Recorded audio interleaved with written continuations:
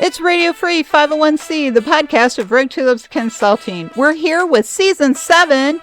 So glad you're joining us. I'm your host, Cecilia Supp, CAE, ACNP, and I'm so glad you're here for this exciting year of so many great topics, so don't forget to subscribe.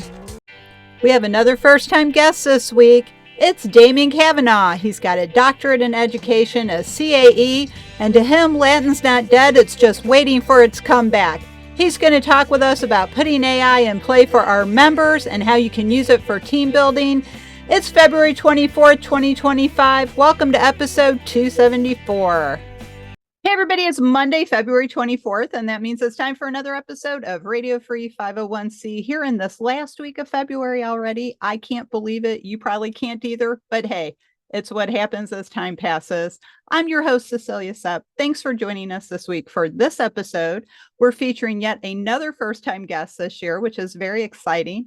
We're actually hitting what we like to call the Kavanagh trifecta, which is we're having the entire Kavanagh family that works in association management on as guest so far. So before we talk about our topic and I introduce our guest, I'd like to say good morning, good afternoon, or good evening to our global audience. And thanks again for joining us. If you haven't followed or subscribed yet on your favorite service, please take a moment and do that because you don't want to miss any of these fantastic conversations. So this week, I'm welcoming first-time guest, as I mentioned, Damian Kavanagh, who is our third member of the Kavanagh family in our Kavanagh trifecta. So watch for our Kavanagh trifecta episode later this year, where all three of the Kavanaghs will join us at once. So Damian, welcome to the show. Would you like to say hello to the audience and tell us a little about yourself? Thanks very much. Good morning, good afternoon, good evening to everybody. I'm Damian Kavanagh. I run a nonprofit association called MISBO. We work with independent schools, private schools, K-12 schools, primarily in the southeastern U.S., but a little bit of all over the country. We're known for the normal things that associations are known for: research, membership, things like that. But also a large purchasing consortium. So we were founded almost 50 years ago. Our 50th anniversary is coming up pretty soon.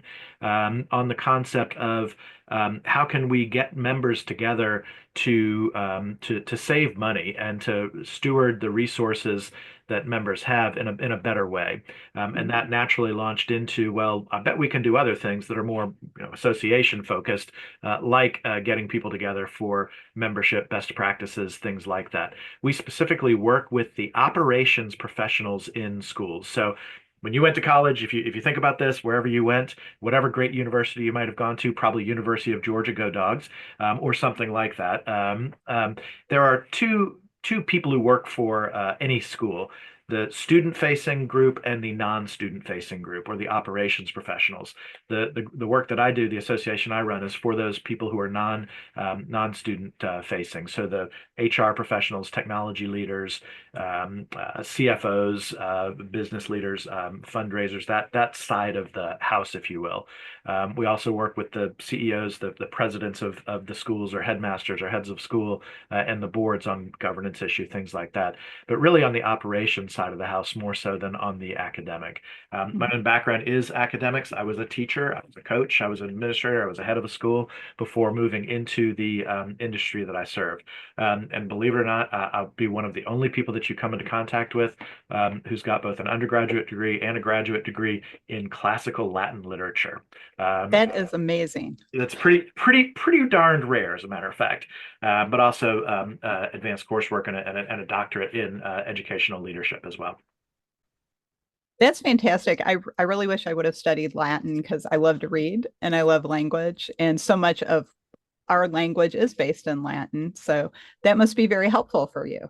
It is, and not just from a language perspective, but also from a thought perspective and building blocks of different things. When you study languages in general, or math, or things like that, you really are learning building blocks in the input and output of our everyday life. So we like to say that language and math are those IO, the input output, and everything else that you learn is based on how you do that. So one of the I don't know, struggles that we've had in education, just in general, as we understand different learner profiles, is understanding that since people do learn differently, if you can master language in the various forms that takes and master mathematics, then your input output for the rest of your life, the rest of lifelong learning, will follow from that. Which I think is pretty interesting in the topic that we're going to talk about today, Yes. thinking about inputs and outputs of the modern era, the era that we're in right now. So, and great segue. Thank you, Damian. I was just getting ready to do that. So, our topic today is putting artificial intelligence, what we also call AI, in play for the members. And I think AI would probably have a lot of uses for the people that you serve since they are actually the infrastructure of all the schools that you work with. hmm Absolutely. The ubiquity of AI is a little bit overwhelming. I know that we hear it in the news, we hear it everywhere. We hear different companies vying for dominance and preeminence in the artificial intelligence space. And it's big. It's very complex. It's there's quite a lot behind it and a lot that's going on. But I think one of the interesting things, just to put it into perspective and to narrow our focus down, and to give a brief working definition of what AI is, we're familiar with the sort of the old school if this then that, which is a way of programming that says if someone does something, then this computer program or whatever it is, the website will react this way. So hard coding every single thing that we do. There was this old computer program that my father, so many years ago, that was on those old floppy disks, if you remember those. Yeah, I There's, barely, yes. might have been on tapes too, so that's how old. But it was a Ask Dr. Lucy, from the Peanuts thing, about like a little quasi-psychological interview. And I remember looking at the code behind it, and it really was a series of prompts and then potential responses. But there was nothing that was really connected between the two. It was just if you say this, then here's the realm of different things that you could do. So think of it like some question that would have 50 possible responses to it.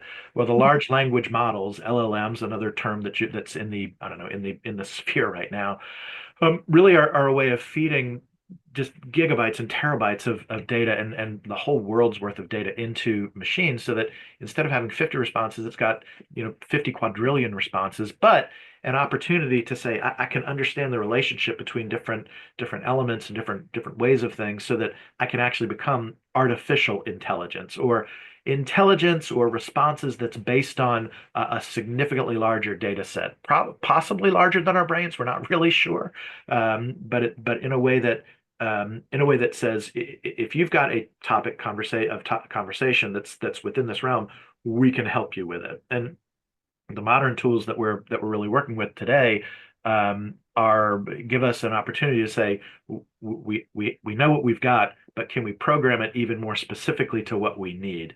So just recently, and this is, I mean, it's so wonderfully topical. Our colleagues at ASAE just launched their chatbot, which I believe they're calling Stellar, which is a neat little product. You should go check it out.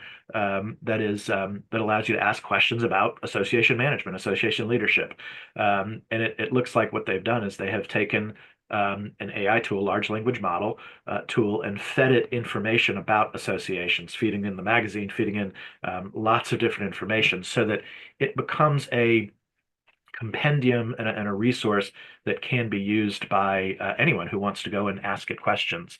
Kind of an interesting thing.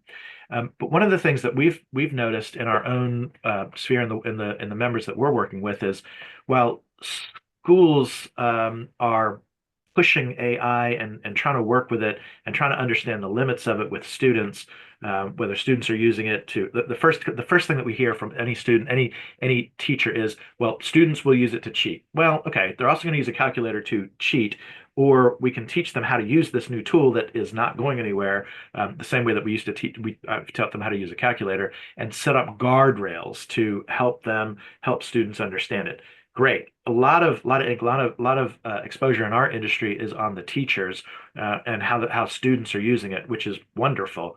we're interested in understanding, well, how are operations professionals using it? How are technology leaders? How are facilities directors? How are HR managers? How are CFOs using it? And are there ways that we can help them use it better? So we're trying to put AI in play for the members, sort of a baseball image of, you're right there, you're putting the ball in play. The only way to score runs is actually to get on first base, to get on second base, to score. If you ever watch the movie Moneyball, great little movie there about the goal is to score runs. So that means you have to get on base. And that means putting the ball in play somehow. So we're trying to make sure that we're developing a program to help our members actually do exactly that. And the program is sort of a go back to basics. We know that there's a lot being spilled in the social media and everywhere about AI, but is anybody actually teaching people what AI is? So from an association perspective, we thought we can go back to basics and design a learning management course, an LMS course on AI, just pretty simple, pretty basic how to do it, and really around three big concepts that all AI models do, whether it's chat or Gemini or whatever it might be, which is prompting and getting responses for data analysis, using analytical tools like to use it to help you with Excel, and then creating chat GPT, creating your own custom GPTs and your own environment, which is what Stellar is like. Mm, great. Okay. Wow. That's a lot of information all at once. Thank you. So you've really kind of framed what AI is and how it can be used and given us some things that we can think about. But what is it that your members, and I know you've mentioned the teachers, and that's another segment you have to think about because there are a lot of accusations of people cheating or being lazy and having AI do the work for them instead of using AI as a tool that it's intended to be. But so what is it exactly specifically that you do for the members to help them implement AI in an ethical way that's also helping them maybe automate their task? What we were really interested in, and we played around with as a staff at MISBO, we got just sort of knowing what was going on. We knew that our staff members, we're a small staff, nine people. We realized we didn't have a common grammar around AI. Some people were fast horses; they knew a little bit more about it than others did. Mhm. But we felt like we all needed something, sort of a level set to say let's use the same vocabulary. Let's understand it better. So we actually went, all nine of us went through a course, about a month long, 5 6 week long course, simultaneously together, all together to learn more about it. Great course, intensive course, about 5 6 weeks long, and it was a lot. It was a big time commitment. So we did. We actually gave time during the week. We cut everybody's hours to, or we gave everybody a day off per week to do it. And they could determine what that day meant, a couple hours here, a couple hours there. But the Mhm. expectation was about 8 hours per week over the course of these 5 weeks, would be dedicated to the material that we were going through, with this third party course that we were doing. And then we would gather back together to discuss it and talk about it.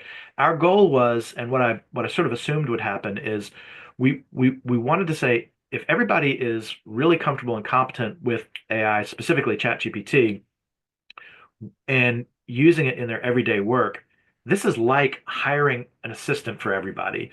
Basically a 0.25 FTE for everybody. Wow. And it has turned out to be that's actually what has basically turned out on average. Some people use it a little bit more than others now that we're, several months beyond it. But we keep sharing stories of how folks are using AI, using chat, in everything that they do, and the time savings is huge. So, I know everybody on this podcast has several have a board, and you do a board matrix every year or however often you do it. So the person on my staff who normally does that fed some of the information into chat, and normally it takes a couple 3 hours to get all the graphs right and things like that. And being able to feed it in, chat as an assistant was able to produce it in a couple of minutes. Mhm. So it's an easy time savings. Another one that we're pretty excited about, that we're using, that I think other members and associations could use, is we are creating we've already created our custom GPT just for us, that is Yeah. our proofreader. So we feed something into it and we give it a little bit more information about who the audience is, what tone we want, and it will help us with editing both from a grammar perspective, but also from a flow and tone, and make suggestions for us. We were able to train it with previous things that we had written and that we had published. And we tend to have, like I think most associations do, two or three different tones that we use. We've got our sort of more formal business tone. We definitely have our more casual tone that we use, and there are different gradations in between.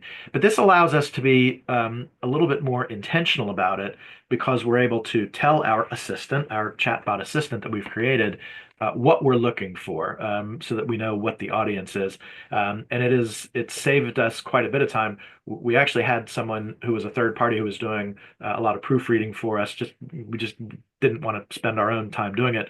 An outsourced person who took another job and was going to be unable to respond to us within about our normal 24-hour turnaround time frame.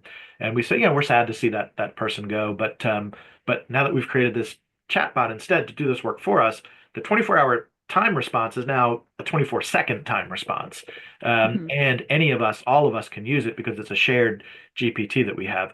These are a couple of things that led us to say, if we don't know what the potential of this is, because we've never gone through any formal training on it, we've just sort of heard about it, we've just played with it.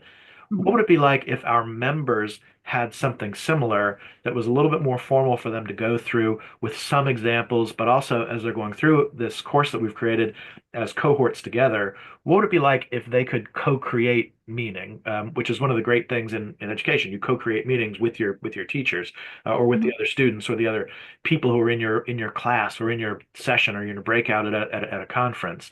So we decided that we just don't think our members have a common grammar from one school to the next, about Mhm. what they're trying to do and what they're trying to accomplish. And this is outside of the teachers, outside of the academics. We think they're doing a great job, because that's where the focus has been. We just don't think the focus has been on the operations, the business office, that side of things.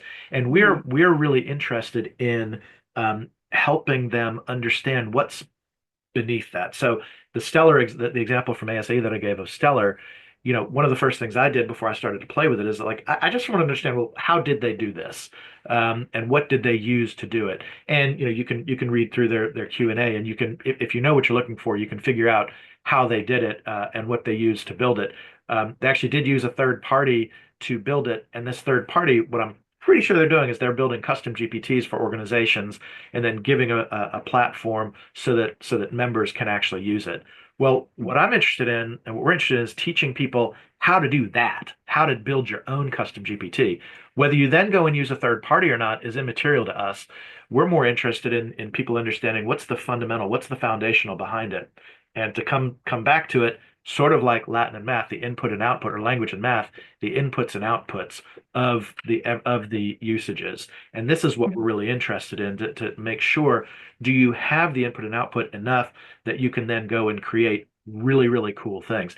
And we know that at our conferences in future things, we will, and we're already doing some of this. I think I mean, like most groups, we've had 4 or 5 different presentations on different things that people are doing in the AI sphere right now, from legal perspectives to this, that, the other, wherever it might be. Um, and I think that's wonderful, and it's very necessary. Again, the common language around it from an operations side of the house, has become critical for us, and we've had some really good feedback right now, from Mhm. the folks that we're still in pilot phase.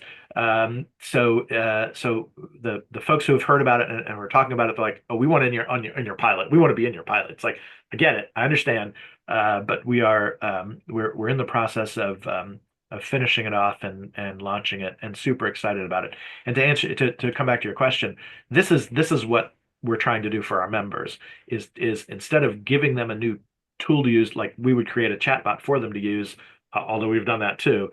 We want to teach them how to build it themselves. Mhm. Okay, okay, wow. And it sounds like you definitely are using Chat GPT. I really love that you basically learn Chat GPT as a team. That's a great team building exercise. And then Hmm. being very clear with people internally about how you want them to use it. Here's a question that I am always concerned with using things like Chat GPT. despite the fact they can save a lot of time and help with things. Do you ever worry about your intellectual property being put into Chat GPT because it then becomes part of Chat GPT and can be picked up by other people? So there, I mean, so there are other, our thing is divided into multiple modules. Module 0 is the how to do it and how to keep yourself safe, Mm-hmm. and how to keep your data safe. Mm-hmm. I mean, I think it's a good practice to understand that yes, your data might be out there somewhere. So de-anonymize it, or, anonymize it, make sure that you're not getting anybody into any trouble. Those are very, very clear objectives that I think everybody should have as you use any of these models, any of these products. Are we concerned with it? Of course, we're concerned with it.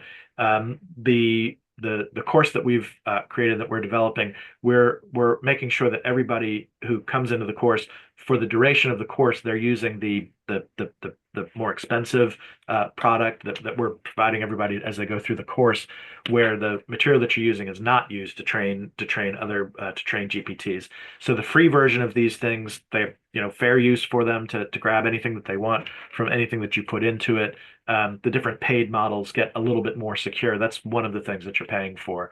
Mm-hmm. That's probably the primary thing that you're paying for Right. when you go up the chain. And that's today. This technology is moving so incredibly quickly that's what's today. A week from now, 2 weeks, 5 weeks from now, it may be quite different. We did for the purposes of learning, we felt like it was important to choose one of them, and it didn't really matter which one we chose, whether it was going to be Gemini, Copilot, ChatGPT. There are multiple different models, the new ones out there as well that are coming onto the marketplace. We Mm-hmm. sort of are under the our working principle is all of them function pretty much the same. I mean, there are different uses for each of them, and even within ChatGPT, there are 4 or 5 different models within ChatGPT that you can use. But no matter which one you're using, the prompt creating is the same, and how they output is similar enough that it's kind of like, I mean, to go back to this language metaphor, it's kind of like you've learned one language and everything else is the same language, but just with a different accent. Mm-hmm. And so it's helpful to focus on just one of them. Your comment about IP and intellectual property is also interesting, about where, and again, it goes back to where you're putting things and the environment that you're in. And so, as I mentioned, we're pretty clear that we're trying to make sure that what we know we are dictating that you have to use the one that we're providing, because we know that it's a closed environment. The free Mm-hmm. versions, they do have ways that are buried in their settings to turn off different things that are used for different models. And I get that people are pretty wiggy about that. That would be the technical term, that people are wiggy about it, Mm-hmm. about putting their information out there, which you should be. But at the same time, there are controls that are in place that make it so that your data is not being used to train other things. But again, a best practice is, if you are even remotely concerned about it, anonymize it. Do it in a different way. But I wonder if people are aware of that enough. And I know that you and your team took a course on it. So, we know members are very busy. They don't always get to pay attention to things. Yeah. They may not be able to take the training, or they may use the free version thinking it's okay and not know about that. I personally, this is my opinion, have a lot of concerns about artificial intelligence for that reason. Also, it's been let loose without a lot of guardrails. And so we really do need to understand the power that it has. And so I think your approach of the whole team taking a course together, learning it, setting very strict rules for how to use it is really useful. So do you help your members like create their own internal policies for the use of AI within their own schools, like within operations? That ship has sailed about a year ago at this point, and so most schools have already created things like that. Mm-hmm. And the way that plays out is, in the schools that we work with, for students, a sort of a red light, green light, yellow light about whether students can use and how they can use it to keep things academically honest. And on operations side of things, it is, like anything, like HIPAA and FERPA laws, which they're very familiar with in our schools. They're similar types of similar types of things about what you will and won't put in your data set. What we're finding is that what we're finding is um, like other products that our members have in their schools that are databases that contain sensitive information, they need to understand that AI is the same type of a thing. The chat bots are the same type of a thing, that there is Mhm. sensitive information that you can and put into it. The reality is AI is everywhere. I mean, it's simply everywhere. And whether you are aware of it or not is kind of on you, but it is simply everywhere. There was there's a for those of you who are old enough in the 80s and of a certain ilk, there was a great song by Mojo Nixon called Elvis is Everywhere. Mhm. It's a really funny song, and I suggest that you look it up. He picks on Michael J. Fox for some reason in the song, but it was a long time ago. Well, that's pretty easy to do. I know, but it was a long time ago. It was a long time ago. But but the thing is that as much as Elvis is everywhere, AI is simply everywhere, and Mhm. there are plenty of areas where AI is doing things for you that you don't realize that it's doing. So what we're focused on are the things that are more intentional that we can control, and how do you intentionally use AI for your own purposes? And this, I think, is where we are in our membership. And I'm going to dare say that a lot of the folks out there who are listening to this are having similar conversations in their own staff, but Right. also among their own membership of how are we going to use this as a way to make our jobs easier, which I think is that's one of our we've got three rules at MISBO, and the second one is make your job easier. The Make your first one job easier. the Yeah. first, the first one is Who doesn't want that? I know the first one is lead with empathy. The second one is make it easy, and the third one is no more than one battle per day. So it's a good rules that we I like that rule. yeah. That's a So good one. yeah, it's a good one. And But I personally am painfully aware of the ubiquity of artificial intelligence because I am starting to find, especially the last 3 months, it is starting to get in the way of me doing my work or doing the tasks that I want to do. It also takes up more and more memory on my computer. My computer's running slower because the AI is taking more of the memory. And I think those are some of the other issues that everybody needs to be aware of when you start using AI. It is everywhere, it's growing. More and more people are using it for a lot of different things. It's in my calorie counter app. I don't want it there, but it's there and it gets in the way sometimes of me trying to do things. I find it gets in the way of me writing email sometimes because it keeps interrupting me and telling me, well, why don't you say it this way? I don't want to say it this way. Thank you very much. Go back to sleep. So I think that if you use computers at all or use apps at all on your phone, it's out there. Some of us try to avoid it. I know I have a rule. I don't use it for creation. I do use it for research. If I do use it, like for a marketing piece, it's very clear that this is what AI says. Like this is what Google Gemini says about my company or my podcast, and I haven't written it. But as far as like work for clients or the creative work that I do myself, like writing and webinars, I never use AI for that. That's my approach. That's my perspective on it, and that's how I use it. Other people use it many different ways. I know a lot of people say to me, why don't you just dump it in AI and it'll write it for you?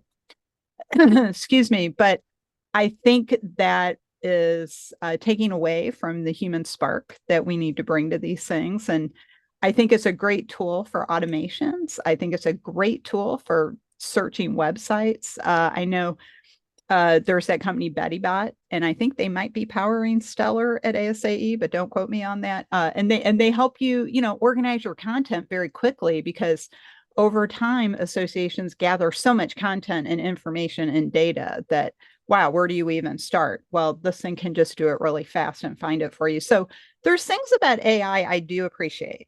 I do appreciate the speed with which it can do research. I don't think it's a very good writer. It's probably great for proofreading, and that's what's built into Microsoft Word, which most of us use now.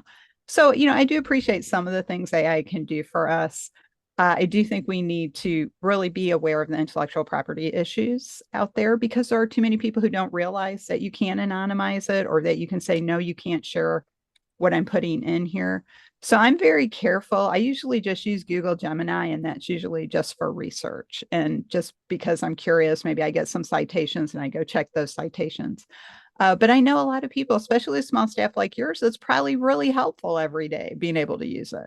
Well, I think small staff, large staff, we have taken it to, I mean, another thing that we just heard someone's using today, they needed to do to get something ready for a mail merge. The a field that was that's a numeric field had to be created to a text field and had to put a symbol in front of it and had to understand if where a comma might go in it. And I was thinking through as this person was talking about this morning or whenever it was thinking through like, yeah, I know the Excel commands to do that. I might have to look a couple of those up, but if you just ask chat to do it for you and then you review the work and make sure that it's correct, boy, that was a couple hours of work slimmed down to about 30 seconds to 90 seconds of work is pretty good. So I understand the concerns. That's why we designed this course so that we can help people understand some of those concerns. I also think the genie's out of the bottle, and whether we like it or not, I actually think whether we like it or not is immaterial. Right. I actually think the reality is it's here, so it's too late to say no, I am opposed to it. It's Mhm. not too late to say I'd like to understand how I can use it and control it for my purposes. And the human in it will never go away. There's still a human who is asking the questions, doing the prompting, and then reading it. So I mean, I don't think it's a bad writer. I just think that it's a limited writer. It's pretty good drafter of some things. But without the human element behind it, it's pretty tough to get to it. And it's a good second set of eyes on something when you need a second set of eyes on something, especially if you've trained it to look out for bias. I mean, I know we complain about it being biased quite a bit, but when you Yeah. say I have something here that I want to make sure there is no bias in, great, it can actually do that. Mhm. You have to tell it. So there's things that to some extent it's sort of like a 5-year-old, a 10-year-old where they just don't know yet some of the nuances, social cues. So you have to teach it. But the good news is, unlike a 5 or 10-year-old who you have to teach over and over and over and over again, you teach it once and it's learned it. But there's just a lot there to teach, and it's the exponential growth of these things is both scary and awesome at the same time. The chat 1.0 to 2.0 to 3. Whatever it is, or whatever they are, the various models. The growth is simply tremendous. I don't fear for our robot overlords taking us over at any time. I don't think Skynet's real. But I do think that the ability we have to change the way that we work is what's pretty key and pretty critical here. It doesn't. I mean, sure, some of it's going to replace some things, but it's going to. It already is freeing us up to do other things. So my staff, as an example, with this on average 2.5 hour a week FTE that we've given them, um, they are they don't take 2.5 hours off because of it. They're just simply a little bit more productive and getting better at what they do. And I think whenever we've got to hire someone new on, will if they don't, it's sort of like, do you know the Microsoft Office suite of tools? Yes or no? Do you know AI? Yes or no? I don't know that we're quite there yet. So we'd put them through our course or another course. But our staff as a whole this is a way that we do things. And again, creating a course that's accessible like this for our members, especially the members that we serve, I think gives them that same opportunity and that same capacity to be more productive as opposed to being less productive. Well, it's interesting that you mentioned Skynet because I like to reference popular culture a lot myself, and I think everybody has seen at least one of the Terminator movies, if not all of them. Although, if you haven't seen Salvation, skip it, please. It's not worth your time. But it was interesting in a networking group one time. We were talking about artificial intelligence, And I said, humans try to warn ourselves with our stories and give ourselves a heads up. And I cannot think of any really good story where AI was a positive influence, that AI had a happy ending. And so one of the people in the networking group looked it up on Chat GPT. It asked Chat GPT, out of all the stories we have about artificial intelligence, how many have good endings or good positive views of AI? There were 6 out of all of the stories we've ever told. So I think that is probably related to our human fear of the unknown and human fear of giving up control, because that's really what we do with AI. But I also think it's kind of a cautionary tale. I'm not against AI 100%. I am against letting it loose without people really understanding what they need to do to manage it, which is what you have a very good handle on. So kudos to you. This is an excellent example. And I know we have to have a little shorter episode today because of your schedule. So I want to thank you for joining me. Damian, you have given a lot of great information, great examples that people can look to, especially the team building of taking that course together. That's a great way to do it. But what is the one thought you would like the audience to take away today? And then how can they get in touch with you if they'd like to talk with you some more about your approach to AI, which is actually very forward thinking and innovative? Yeah. Thanks very much. It's been a lovely conversation and wonderful. And to conclude a couple of things, Skynet became aware in 2029, so that's only 4 years from now. Just so you're aware of that. In the movies, I literally just rewatched Terminator, the first one, just within the last week or so.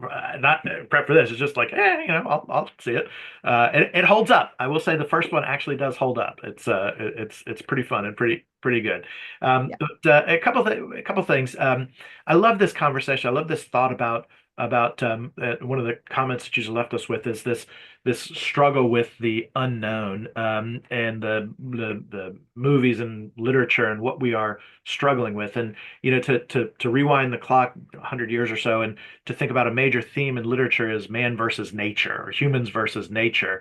Think of the great American literature from the mid 1800s to the mid 1900s or so, and then movies about the Industrial Revolution, or books about the Industrial Revolution, or books that have that as a theme about industrialization of our community, and more books and works that have this as a theme. I think that's a really fitting point.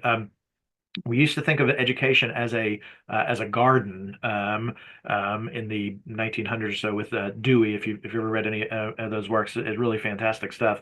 But moving forward, we then became more like an industrial type of a thing, more like a Henry Ford type of thing of putting widgets together. And now we've come full circle, and we're back to the idea that education is very personal and very meaningful. In this, I threw out this concept earlier of co-creation of meaning, which is co-creation of meaning, constructivism in education is one of the primary things. And I think what we're trying to help people with is this idea of you have to take control of your own learning.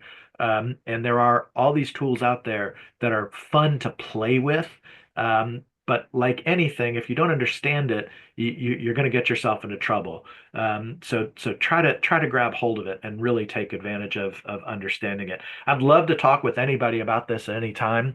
MISBO, MISBO.com, MISBO.com, Damian, Damian, at MISBO.com. Although, aliases today, I programmed our little email thing that you can spell it anyway, and it'll get to me. Happy to talk through what we've done, and how if other associations, if it's appropriate for your staff to do something like this, or to help design something for your own association to do it. We're happy to talk through it and learn together, and create some meaning together. Oh, that's wonderful. Thank you so much. That's very generous of you. So My we have to go rogue for now, but we'll be back next week with another exciting episode. I want to thank my guest, Damian Kavanagh, again for joining me. If you would like to learn more about Rogue Tulips Consulting and how we can help your organization bloom outside the box, check out our website, roguetulips.com.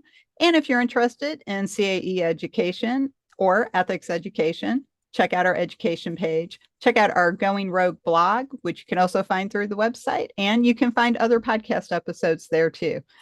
Thanks again for joining us. And on behalf of Damian and myself, we'll see you next time.